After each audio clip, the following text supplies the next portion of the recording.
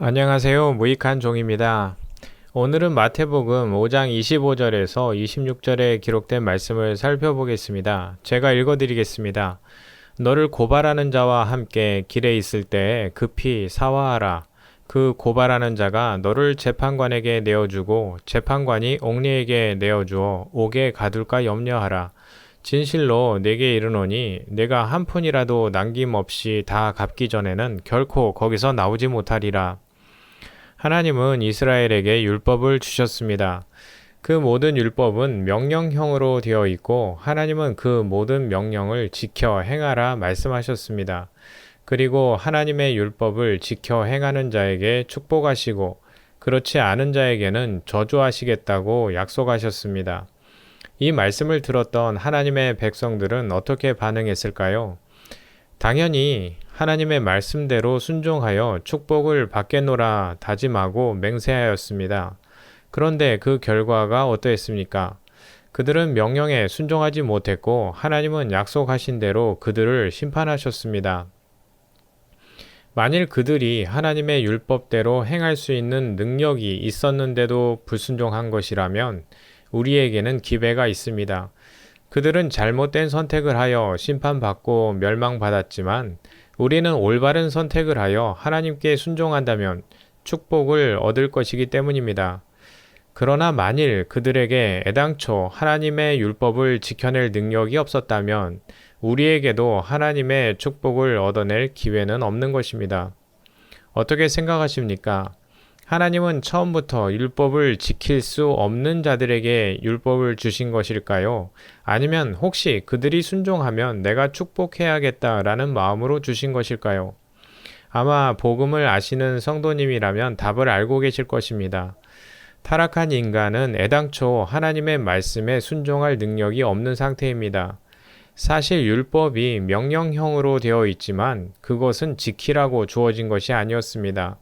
물론 그 사실은 특정한 조건에서만 깨달을 수 있도록 되어 있습니다.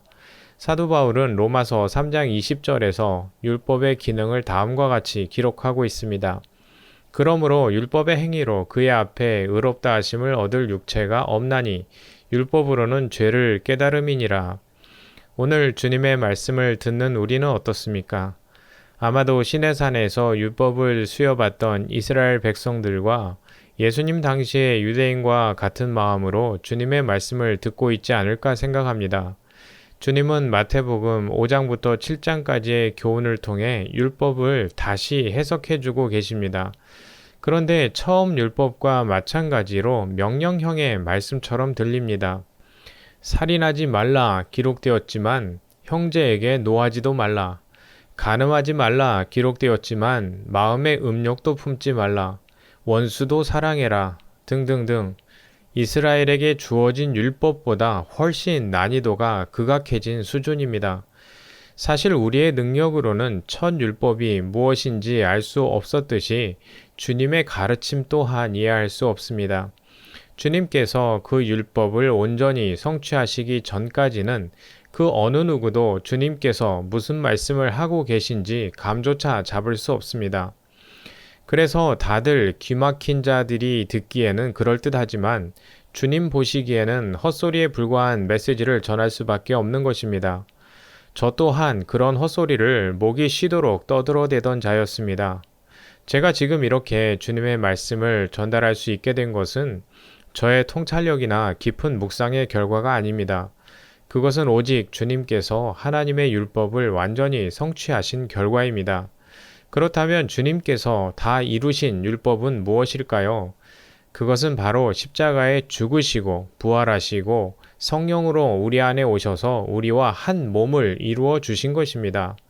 다시 말해 율법은 우리에게 행하라고 주신 것이 아니라 오직 하나님만이 이루시고 완성하실 복음이고 약속이었던 것입니다. 따라서 약속하신 대로 주님께서 성령으로 우리 안에 오셔서 우리가 주님과 한 몸이 되었음을 깨닫기 전까지는 그 복음이 들리지 않도록 잠금 장치가 되어 있는 것입니다. 율법이라는 잠금 장치는 마치 생체 인식형과 같아서 생명의 주가 되시는 예수님이 우리 안에 들어오시는 순간 철컥하고 열리게 됩니다. 성도님 안에 예수님이 계실까 안 계실까 염려하지 마시길 부탁드립니다. 제 메시지를 들으시면서 예수님이 보이신다면, 그분의 음성이 들리신다면 성도님 안에는 분명히 예수 그리스도께서 성령과 함께 계신 것입니다. 만일 잘 이해가 되지 않으셔도 실망하지 마시고 계속 복음을 들으시면 됩니다. 그 복음을 듣고자 하는 마음 또한 성도님 안에 계신 주님께서 주시는 것이기 때문입니다. 주님은 25절에서 너를 고발하는 자와 함께 길에 있을 때에 급히 사화하라. 그 고발하는 자가 너를 재판관에게 내어주고 재판관이 옥리에게 내어주어 옥에 가둘까 염려하라 하셨습니다. 거듭하여 말씀드렸듯이 주님의 말씀은 비유입니다. 주님은 우리가 고소를 당했을 때 어떻게 행동해야 하는지 말씀하시는 것이 아닙니다. 따라서 이 말씀은 법정까지 가기 전에 상대방과 빨리 합의를 보는 게 지혜로운 결정이다라는 교훈이 아닙니다. 여기서 우리를 고발하는 자는 무엇에 대한 비유일까요? 바로 율법을 의미하는 것입니다. 주님은 율법과 급히 사화하라 말씀하셨는데 여기서 사화하다라는 단어는 화목한 관계를 맺으라는 의미입니다. 주님이 누구인지 모르는 이스라엘 백성과 유대인들이 율법과 화목한 관계를 맺기 위해 한 일이 무엇이었을까요? 그것은 율법을 행하는 것이고 하나님의 말씀에 순종하는 것이었습니다. 그들은 율법을 지켜 행하고 자신들이 하나님 말씀에 순종하고 있기 때문에 율법과 화목한 관계라고 생각했습니다. 그러나 주님의 생각은 달랐습니다. 그들은 율법에 의해 고소고발 당한 상태였고 재판관 되시는 하나님은 그 율법의 고발대로 그들을 영원한 지옥에 가두어 버릴 일촉즉발의 상황입니다.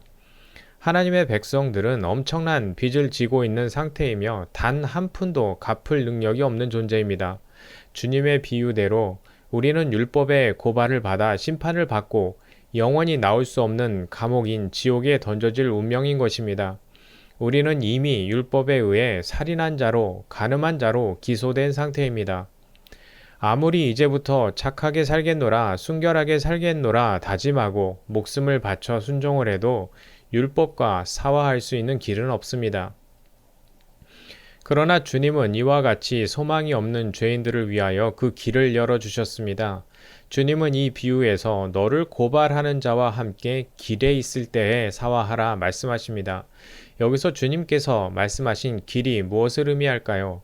그렇습니다. 아마 요한복음 14장 6절 말씀이 떠오르셨을 것입니다.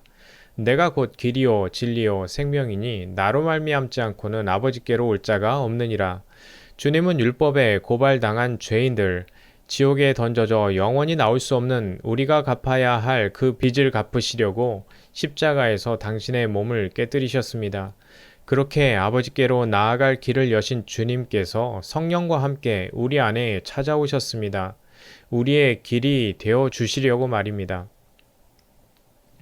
사랑하는 성도님 안에는 십자가에서 피 흘리시고 그 피값으로 성도님의 모든 죄를 다 갚으신 주님이 계십니다.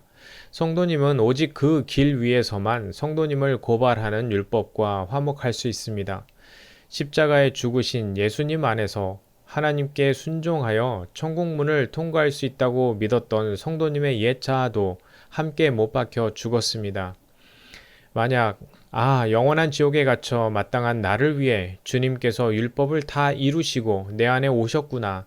나는 주님과 함께 죽고 주님과 함께 장사된 자다라는 확신이 생기셨다면 성도님은 율법과 화해한 자이고 그 모든 율법을 이루신 주님을 사랑하지 않을 수 없을 것입니다. 그동안 나 이렇게 살다가 지옥 가면 어떡하지 불안하셨죠? 이제 자유하시고 기뻐하셔도 됩니다. 성도님 안에 계신 주님은 영원히 성도님과 함께 계실 것이기 때문입니다. 주님께서 성도님이 사랑하던 세상 것들도 하나씩 다 버리게 하시고 주님을 더욱 사랑하지 않을 수 없는 주님의 신부로 만들어 가실 것입니다.